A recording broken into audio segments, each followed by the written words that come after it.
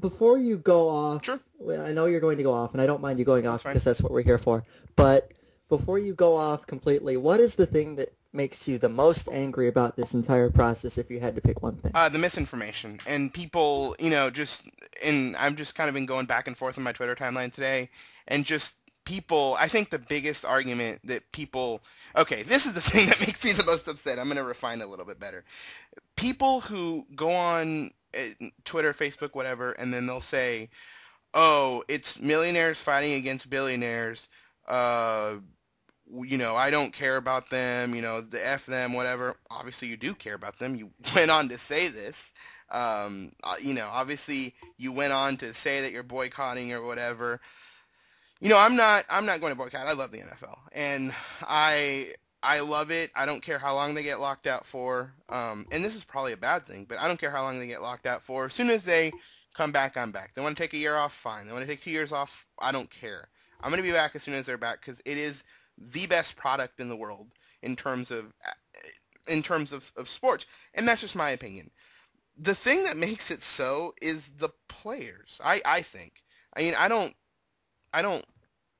schedule my Sundays. I don't set my fantasy rosters around what Robert Kraft is going to do running the football. I don't schedule, my Sunday night viewing based on what Clark Hunt got for receiving yards today. So the league is about the players, and they're the ones, and they're a little bit less visible than baseball players because the rosters are bigger, and quite frankly, you can't see football players as much as you can see baseball players simply because they wear helmets and they're not in an at-bat situation where you see the pitcher, you see the batter, you see the pitcher.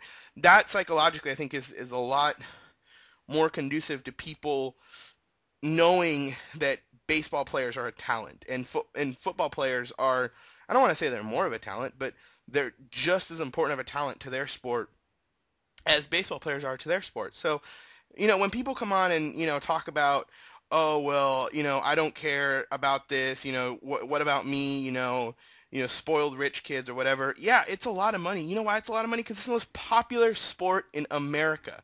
It's that's the thing that I'm most angry about. And the other thing that I'm kind of angry about is the misinformation that people have gotten out there, as far as what decertification means, to a lockout.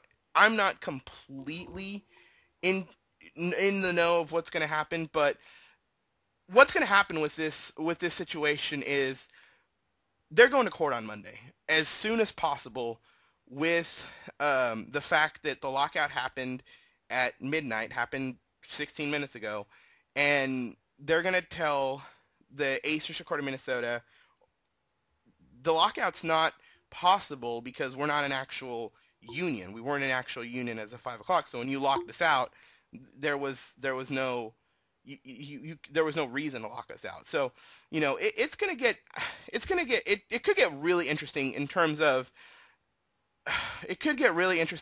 of free agency and in terms of just court battles as far as opening your books. But ultimately, I think through this, a deal's going to get done because this is how free agency and this is how a deal got done from 87 to 93. And there could still be football played in that period. So, people just need to hang in there. I've tweeted, you've tweeted, go lockout. Yeah, I'm trying to keep my most I'm trying to keep my thoughts to myself. I did read earlier that there were some players that were preparing for free agency at midnight as if nothing was going to happen. Right. I've tweeted let it burn because I think this is healthy. I mean, the league is completely it's completely top heavy and it's not a whole league because the thing that's driving this league right now is television money. And how are you going to divide television money? I saw somewhere a few months ago that baseball's revenue model is a lot broader than football's revenue model. Football's revenue model basically is what is NBC going to pay us? What is Fox going to pay us? What is CBS going to pay us? What is ESPN going to pay us? From there on, yeah, you're going to sell a few tickets, you're going to sell some jerseys, you're going to do that. But with baseball, with the fact that they have every different cable entity, broadcasting as an individual team games. They do have national contracts, and they do have stadium revenue for 81 home dates. It's a lot broader for for a revenue model. So, part of it is this is a huge pie, and you know, good for the Players Association for not caving. I mean,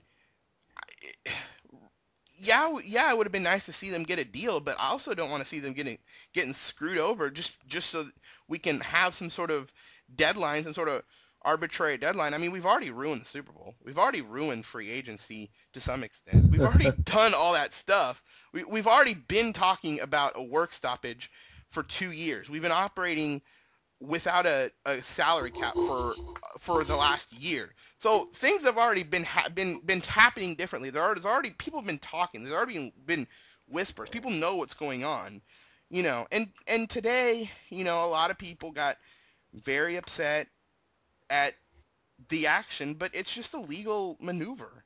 And let's let the court system see. Let's put them on a more even playing field in the court system. The NFLPA at the very end wanted to have the NFL release 10 years of financials, and the NFL came back and said, no, we're going to release 5 years of financials. And the other thing that really bothers me too, if I can just get into this, I don't know if you have anything else to add really, but if something pops up, I'll jump in. Okay, the other thing that I wanted to add is the summary of this proposal, this final proposal. First of all, I mean, let's make it very clear. And again, we've had some misinformation by people. The owners opted out of this deal. It was a very good deal for the players, yes, but the owners are the ones that opted out of this deal 2 years ago. And the owners are why the players have come up to the negotiating table, or have been forced to come up to the negotiating table and try to work out a new deal that didn't work. But the last deal that the owners tried to do, I was a bit offended by it because, the media, some media, ran with it and said, oh, well, the NFL is doing a last-ditch effort, and if the NFLPA doesn't listen to them, I want a good reason if they don't decertify.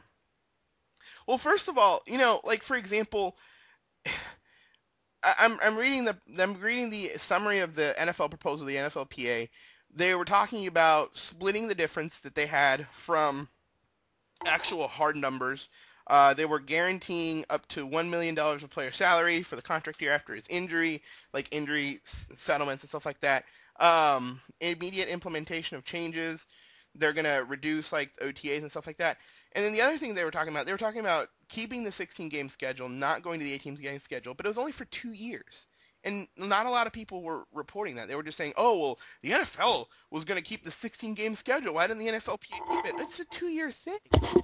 I mean, yeah, you could keep the proposal, reduce your money, be promised 16 games, but you're going to be right back doing this in 2 years. So why not get it right? I mean, the last round of ugliness for the NFL and the NFLPA produced at least 18, 20 years of labor peace. There was no strike between 1987. There was no work stoppage between 1987 and now. So why not try it out? That's how that got resolved then. It's just a different animal with the TV contract money.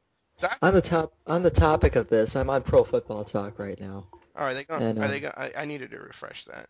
Okay. And there's an article from Florio here, from talking to quote a high-level source with one NFL team. So on the NFL side of things. Okay.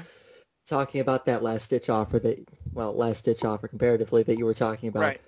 The quote from this source is, "Part of me was glad they didn't take it. I can't believe they walked away from it."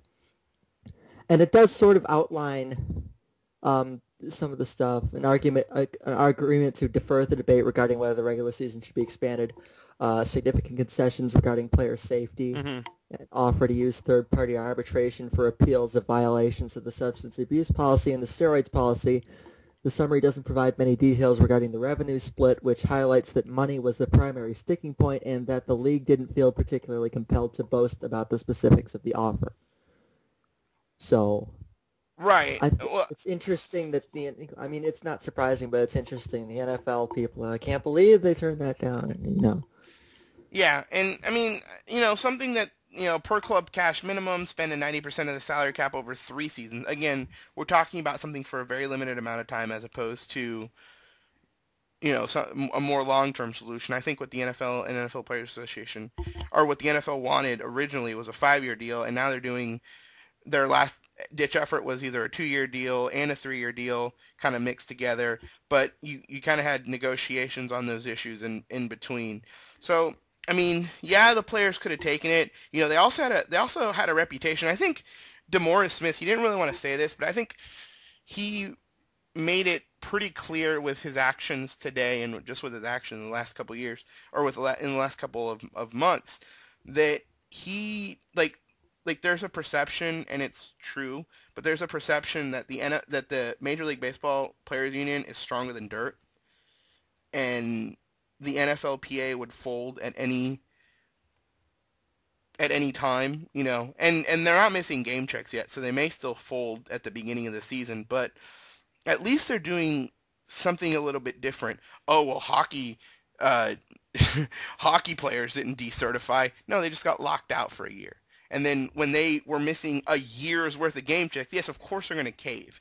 And hockey ownership got pretty much everything they wanted in terms of concessions and the salary the cap. salary I cap. think Yeah, exactly, and the countless rule changes that a lot of players weren't completely on board with. right. But because you sat out hockey players for a year, and they decided not to pursue any sort of antitrust action against the NHL. And you would make an argument that the NFL is a much stronger quote unquote monopoly than the NHL is. I would agree with that, So and obviously it's a far better brand. yeah, I mean, this is the name players in the NFL, even if they're locked out, they're not going to have a problem keeping their visibility up. right. So, and in the NHL, in America, not so much. Hmm. Because endorsement deals being what they are, and all else. A lot of those guys have been able to, some, even when they're playing, branched out into some, like, going into film, or not like as a full career, but they've appeared in film. Right. They have the Ocho show or whatever it was on Versus. They can extend their brand a little bit. Right, and and in the NHL they can, and to a lesser extent, Major League Baseball players couldn't do that either. To a lesser extent, some of them could, Yeah. but a lot more. It's fair to say that more of them probably couldn't. And but I don't really buy the boycott. Like the fans that'll, yeah, I'm done spending. Like, I'm reading the comments on this Pro Football Talk article. Okay.